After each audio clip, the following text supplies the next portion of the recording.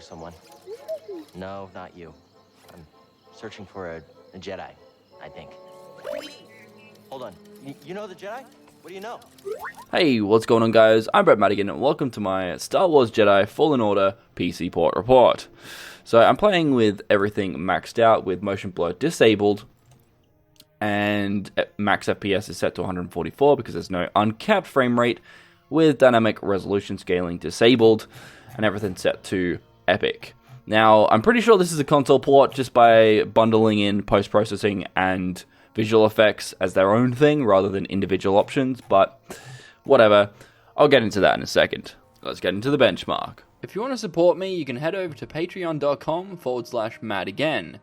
Or you can follow me on Instagram. I'm doing stuff there now. There's been several reports of people with high-end PCs that suffer from the dreaded stuttering issue. Some worse than others. If you're trying to run SLI, then you'll run into some pretty horrendous stuttering. So try playing the game with only one GPU enabled instead of two. See how that goes. Obviously there will be some users that claim the game runs fine, but when this many people complain about it, it's more of a widespread issue than taking note of whatever magic unicorn machine they're running on. Breathtaking landscapes has always been at the heart of the Star Wars universe, but stuttering isn't how I like to experience those moments. Immediately after loading, the game shows some rather odd performance issues that stem to GPU usage and frame time. Just FYI, it's not because my GPU is thermal throttling, it's close, but no sir. It's odd, because in a typical game, set pieces like this one use something called LOD, or level of detail, which allocates a more detailed model of a game object the closer it is to the camera, which in this case, it almost looks like it's rendering highly detailed models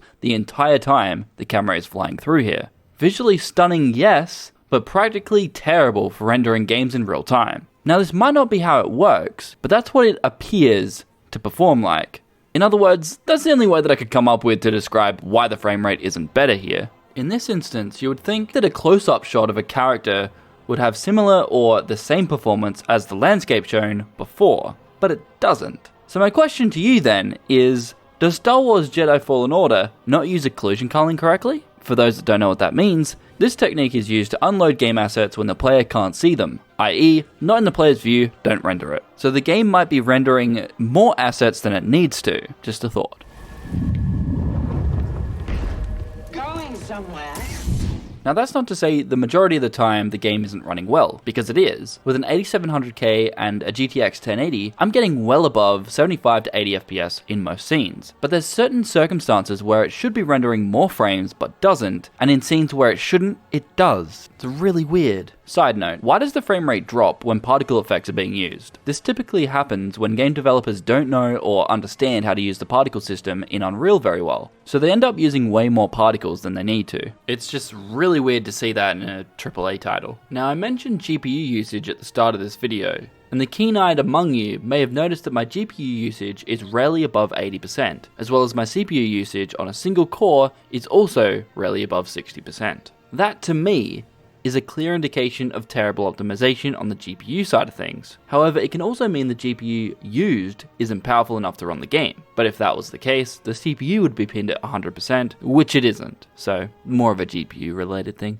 I'm not that knowledgeable enough to explain why that occurs. However, in most cases, it still comes down to either requiring a graphics card driver optimization or the developers pushing out an optimization patch. So with that said, it's weirdly optimized. I've also noticed when the scene changes, it causes a hitch or stuttering. That could also be related to GPU usage or loading textures into VRAM or from a hard drive, but in this case, I'm running on an SSD, so that shouldn't realistically be a problem. Keyboard and mouse isn't too difficult, though some of the options are a little odd, like drop down is Z, or the force options are the number keys rather than a quick selection wheel or using the scroll wheel. Why have PC versions removed that as an option? Sorry guys, but I don't use the number keys in any game. I personally find it awkward. The game is definitely clearly designed with the controller in mind, so I'd highly recommend using one instead of keyboard and mouse. Not impossible by any means, but more frustrating. Plus, there's loads of mouse smoothing applied, so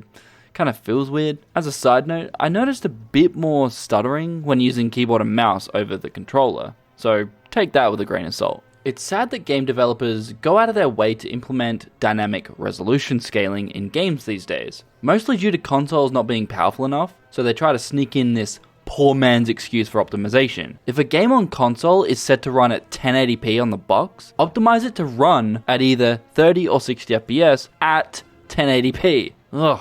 I'm sick of developers hiding bad performance, especially on consoles, with this dynamic resolution scaling trick. It's vastly more frustrating when the same shit infests itself onto PC. Gears 5 on PC does this as well, and there's no way to disable it. What the hell? Thankfully, this game allows you to disable it. So, props guys, props.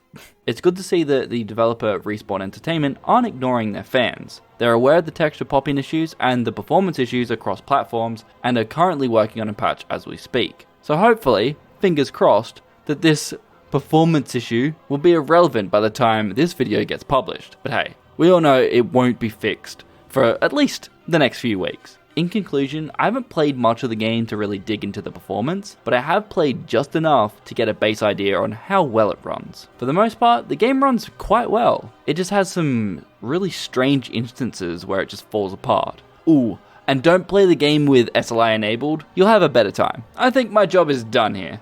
That just about wraps it up for me. If there's any other issues or things I missed related to the PC version, by all means, tackle them down in the comments below. Until next time, may the Nerd Force be with you. See you next time.